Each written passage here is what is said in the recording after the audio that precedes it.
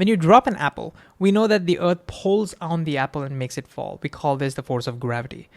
But the big question is, does the apple also put a force on the earth? Let's find out. Let's quickly recap. What exactly is a force? Well, remember that force is just a push or a pull. But what exactly is needed for an object to experience a push or a pull? The answer is some kind of an interaction.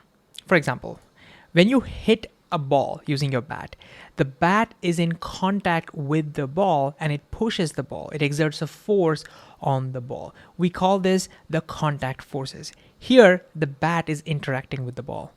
But you don't always need a contact. For example, if you consider the force that the earth is putting on the apple, for example, and making it fall, look, there is no contact over here. That's why these are called non-contact forces. But there's still an interaction. And the key thing is that you need two objects. An apple cannot put a force on itself. You need, for example, an earth to exert a force on the apple. Similarly, a ball, for example, cannot put a force on itself. In this particular example, we need a bat to push on it, to exert a force on it.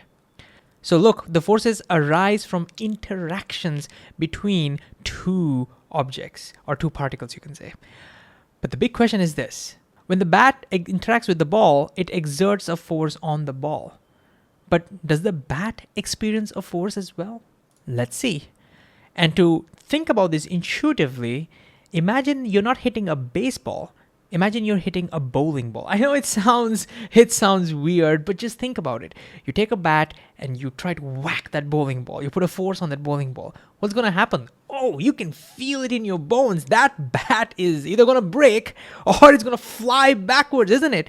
So just from that intuitive feeling, you can see that there must be a force acting on the bat as well. And that force will be backwards. So yes, indeed, there is a force acting on that bat. So what you notice is that when the bat puts a force on the ball puts a force back on the bat. But how big is this force? Well, let's think about it.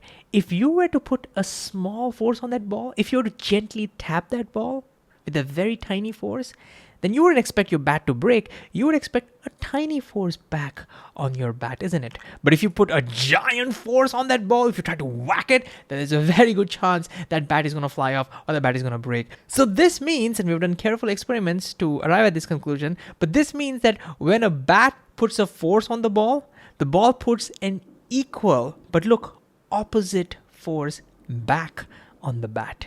And this is true in general for all forces. For example, imagine you and your friend are skating and you push your friend to the left. What's going to happen? Well, surely your friend is going to start moving this way, but you will also get pushed backwards, which means your friend will also end up pushing on you. And the force lasts as long as there is contact. The moment the contact is lost, the force is gone. So this is always true. And we give a name to this. We call it the Newton's third law. So in general, we could say when an object A puts a force on object B puts an equal and opposite force back on object A. For example, if the bat puts a force on the ball, the ball puts an equal and opposite force back on the bat. Similarly, when this girl puts a force on this boy, the boy puts an equal and opposite force back on the girl. And by the way, you're completely free to choose which one is your A and which one is your B. It doesn't matter. The force only lasts as long as there's interaction. Over here, the interaction only exists when there's a contact. So when the contact is gone, the force disappears. And since this is true for all forces, we can now answer our original question. The earth is putting a force on the apple, pulling it down. So according to Newton's third law, the apple must also put an equal and opposite force back on the earth, which means the apple is also pulling back on the earth with the exact same force.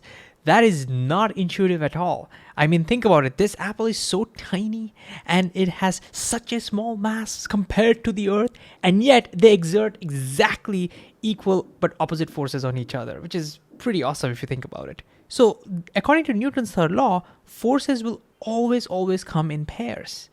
But that raises another big question. If forces always come in pairs and they're always equal and opposite to each other, shouldn't they cancel out? Why don't they cancel out? Well, because they are always acting on different objects. For example, over here, one force is acting on the apple, the other force is acting on the earth. Similarly, if you go back to our previous example, look, one force is acting on the ball, the other force is being exerted on the bat. One force is acting on the girl, the other force is acting on the boy over here. So these pairs of forces are always acting on different objects or on different particles, so they can never cancel out. Remember, when you're determining whether forces are balanced or not, you're talking about forces acting on one single particle or one single object. All right, finally, the cool thing about Newton's third law is if you know one of the forces and you want to identify the other force pair, then just switch the words around. For example, a fish uses its tail to put a backward force on the water. Therefore, according to Newton's third law, the water at the same time puts a forward force on the fish. Consider jumping. When you're jumping, you put a downward force on the ground. Well, according to Newton's third law, at the same time, the ground puts an upward force back on you.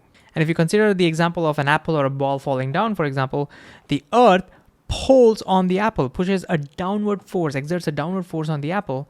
According to Newton's third law, the apple exerts an upward force on the earth. So long story short, forces arise due to interactions. Some of these interactions will require contact, others, like gravity, for example, don't.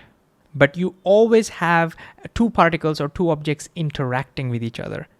And as a result, forces always come in pairs. These forces are always equal and opposite, but because they're acting on different objects, they will never cancel out.